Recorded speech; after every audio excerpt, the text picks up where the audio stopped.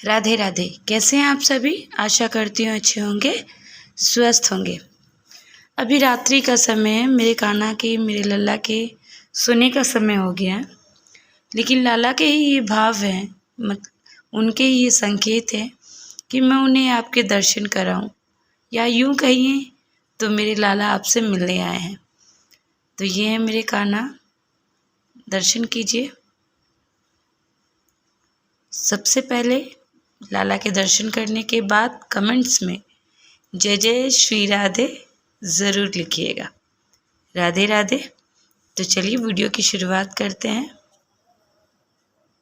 तो आज का वीडियो जिस विषय पे है वो विषय है कि कैसे ये छोटे से करने नन्हे से प्यारे से लाला मेरी ज़िंदगी में आए और कब ये मेरी ज़िंदगी का हिस्सा बन गए या इन्होंने हमें अपना हिस्सा बना लिया, पता ही नहीं चला। तो बात उस समय की है जिस समय मैं 10 या 11 में थी। तो उस समय मैं अपनी दीदी के घर किसी काम के सिलसिले में गई थी। तो मेरी दीदी के यहाँ ना ठाकुर जी की सेवा होती थी। तो मुझे ऐसा कुछ खास ज्ञान नहीं था कि ठाकुर जी की सेवा होती है, कैसे होती है, मतलब कुछ भी कोई नॉलेज नहीं था। लेकिन इसका ये मतलब नहीं है कि मैं नास्तिक थी। मैं पूजा करती थी, मैं देवी दुर्गा की पूजा करती थी, मैं भोले बाबा को भी मानती हूँ। मतलब जनरल जो पूजा होती है मैं वो सब करती थी। लेकिन मुझे ठाकुर जी की सेवा का सत्य में कहें तो कोई ज्ञान नहीं था। तो मैं जब दीदी के यहाँ गई तो देखा दीदी उन्हें नहाती है, उन्हें भोग लगाती हैं।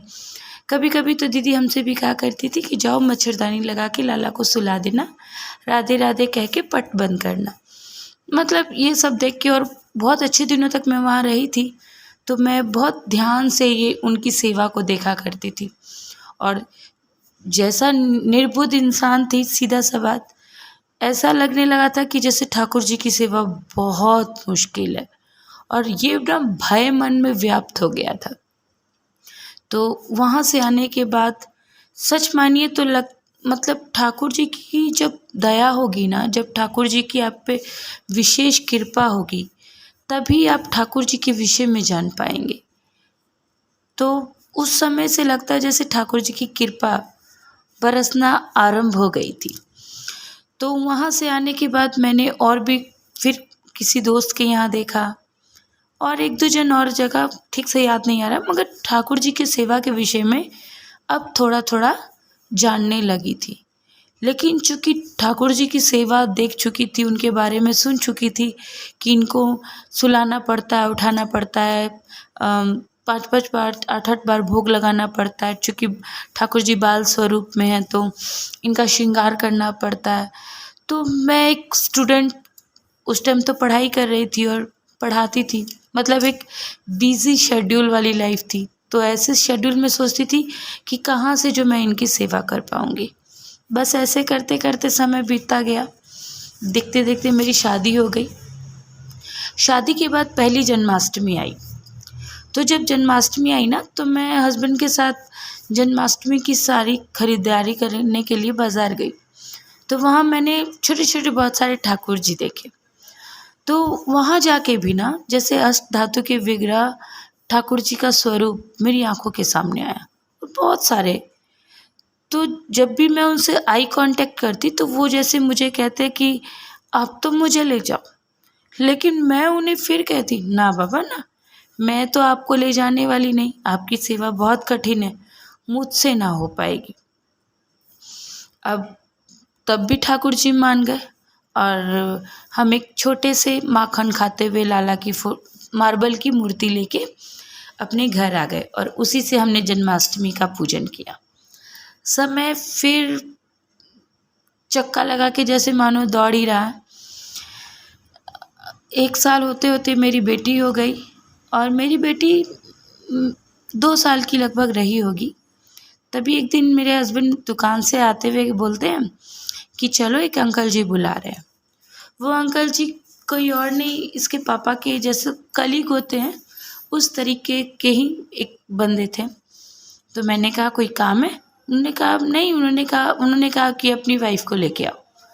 तो इसीलिए चलती तो अच्छा होता। हमने बोला कि ठीक है, बुलाया है तो ज़रूर जाएंगे। हम उनके दुकान पे गए और सच मानिए सब अनएक्सेप्टेड था। मतलब इसके बारे में हम लोगों ने कभी सोचा भी नहीं था कि जो हमारे साथ होने वाला था। तो हम लोग गए, गुरु पूर्णिमा वाला दिन था वो। तो हम लोग गए, तो मैं साड़ी पहन के उस टाइम गई थी। तो उन अंकल जी ने बोला कि बच्चा अपना आँचल पसारो, तो मैंने कर दिया। और आँचल चूँकि पसारे थे, लेकिन दिमाग वैसे ही चंचलता से भरा, इधर उधर देख रहे।